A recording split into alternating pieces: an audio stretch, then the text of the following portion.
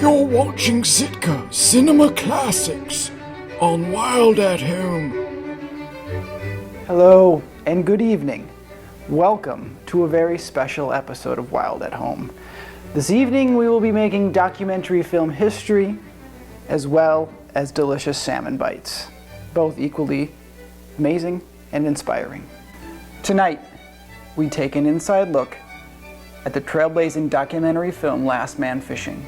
Seafood is one of the most highly traded commodities on the planet, exchanging hands an average of 7 times before it hits a consumer's plate, each time the fish being devalued for the fishermen.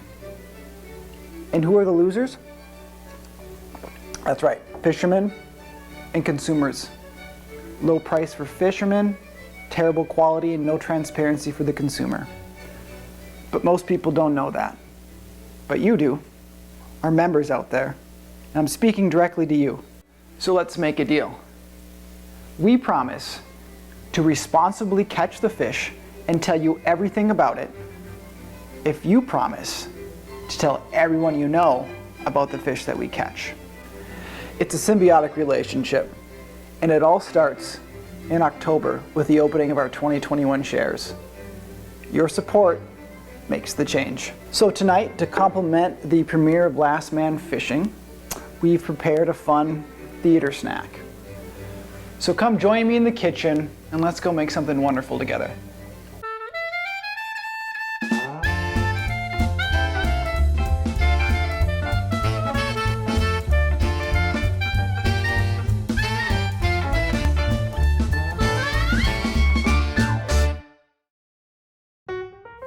All right, here we are. Something doesn't seem quite right. Yeah, let's slip into something a little more comfortable, shall we? There we go. That feels a lot better. Now we're cooking with fire. Let's talk about this delicious recipe, salmon popcorn.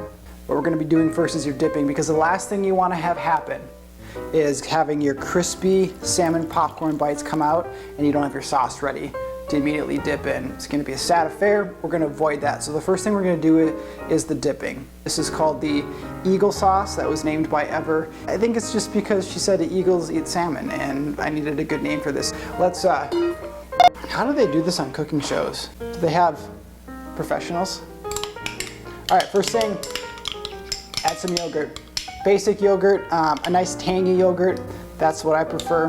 Bring out some nice, I don't know.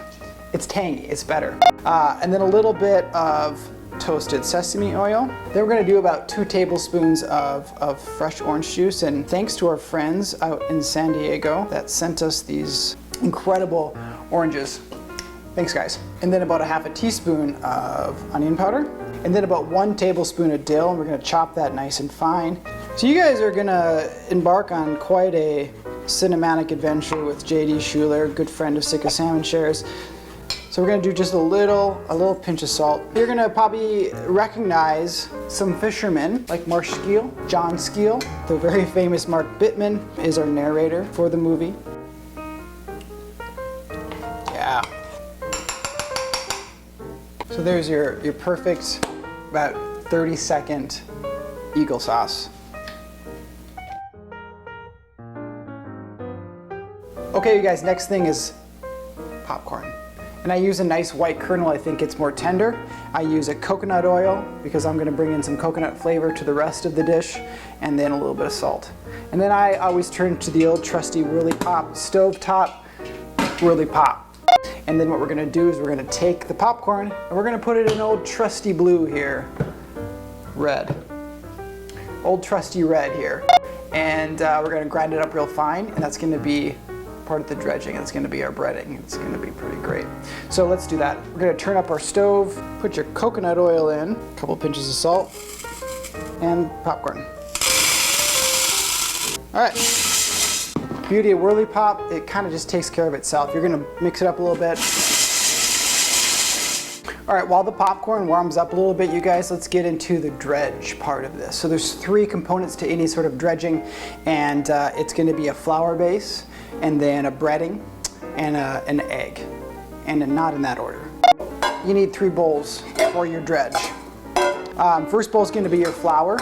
I do a 3-to-1 ratio, so 3 tablespoons of cornstarch for every 1 tablespoon of flour, and I actually use cake flour. That's my other trick. Cake flour is the lowest in gluten of any flour. So we're gonna do cornstarch, cake flour, a nice easy spice mix. This is paprika, a little pepper, onion powder, garlic powder, a little bit of cayenne, and a little bit of salt. And you're gonna wanna do fine grain table salt. That's gonna stick to the fish better than a large crystaled salt. So we're gonna mix the breading up nice and thoroughly so everything is distributed so you don't just have big pockets of cornstarch. You want a little flavor all around for every dip. Next thing is a couple eggs. 2 should get you through about 1.5 pounds of salmon, right? And then you're gonna use this egg to bind it to the breading that you're gonna make with the popcorn. And this will be your bowl for your breading. Popcorn, coconut will be ground up in your Vitamix, or your Ninja, or your Bullet, or your blender. Whenever I make popcorn, I think of that scene in Dances with Wolves when Kevin Costner's grinding coffee.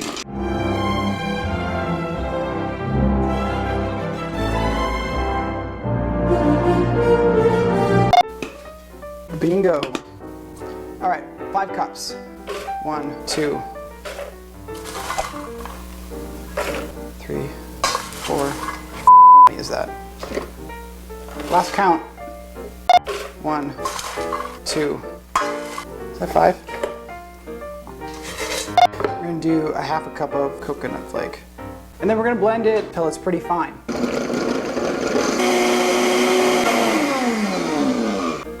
So you're gonna put a little bit of that, really as much as you need.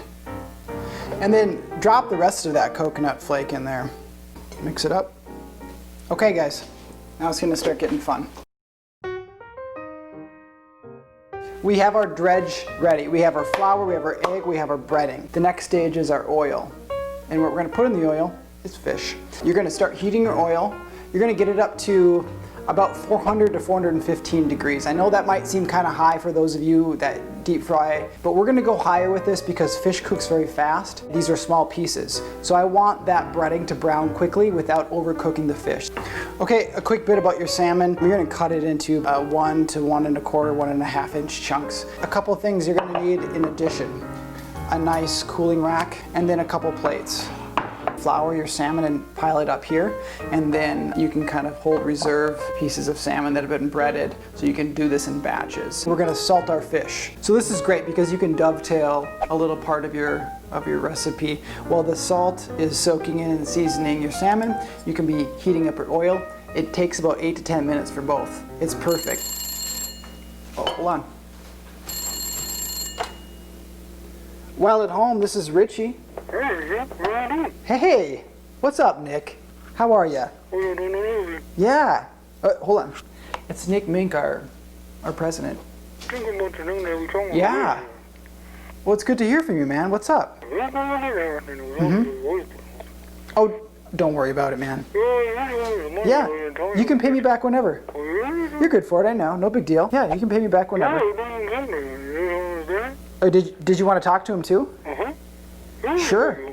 Sure, hold on. Yeah. I'll put you on speaker. Okay. All right, hold on. He's got a message for you guys, so hold on. All right, you're on speaker, Nick. Hey everybody, this is Nick Mink, and we are in Sitka in Silver Bay on a very rainy day, and it's really important to enroll early in our CSF. It helps us plan production and wrangle all of the really amazing dozens of fishermen to help us get their harvest to you. As we've gotten much bigger, our values have remained the same about, supporting small-scale fishermen, fishing in ways that are better for the environment, and making sure that we're taking care of all of our members, who are you guys. That's why early enrollment, which is going on right now and through October, is so important. So we're all really thankful for your support over the years, and we're really looking forward to a great 11th season at Sitka Salmon Shares. All right, man. Yeah, they heard you. Absolutely. Yep. All right, yeah, like I said, don't worry. You can Venmo me if you want. It's whatever. Yeah, no worries. Okay. All right, all the best. Say hi to everybody for me. We'll see ya. Well, that was nice to hear from a good buddy, Nick. All right, I think our oil is just about there. Okay, so your first thing you're gonna do, we're gonna get a good amount of the salmon, 5, 8, 10 pieces, rolled through this flour. My other tip for you guys is to use one hand for the dry dredge part and then one hand for the wet dredging. If you mix them up, you're gonna have a goopy mess. The stories you're gonna see in this film are real fisherman stories, and they're gonna change the way you eat and the way you cook fish unequivocally. The crazy thing about our ocean food system is that it's mimicking the same trajectory that our land food system went through, which is large corporate egg coming through and creating a mono-agricultural system that disrupts the natural ebb and flow of Mother Earth. The same thing is being mimicked in their oceans. Large industrial trawlers are taking over. A handful of people own the majority of the quota of shares. We are experiencing it right now, the high cost of cheap food. Oh, look what I'm using, everybody. It's a fish spatula. You gotta use it. It's the best thing in the world. And they go very carefully. There's our sizzle. And we start the count. So it's been about a minute. Now it's time to act fast. These are 100% done, and they have a nice, crispy, golden brown. Look at that. Little coconut flakes sticking out. Perfect popcorn salmon, my friends. All right, guys, we did it. This is it. It's about movie time, though. We're gonna get downstairs, and we're going to enjoy JD's incredible documentary called Last Man Fishing. The ticket is high heat oil, 400 to 450 degrees, so it gets crispy, but not overdone. It's still nice and moist and tender. Coconut's nice and subtle. The dill and the citrus, and that dredge with a little bit of the base spice of onion powder, garlic, paprika, really kind of carries and rounds everything out. It's wonderful, good movie munching food. So it's about time to get going and watch that movie. I'll see you guys down there. All right, everybody, hope you enjoyed the popcorn salmon. Enjoy the movie. Thanks for all your support. Stay wild. Shh, shh, shh. It's starting. A quiet war is raging in the fisheries of the United States. On one side are people with deep roots in coastal fishing communities. On the other are the wealthy owners of industrial fishing operations. We're looking at a shift in coastal America like we have never seen.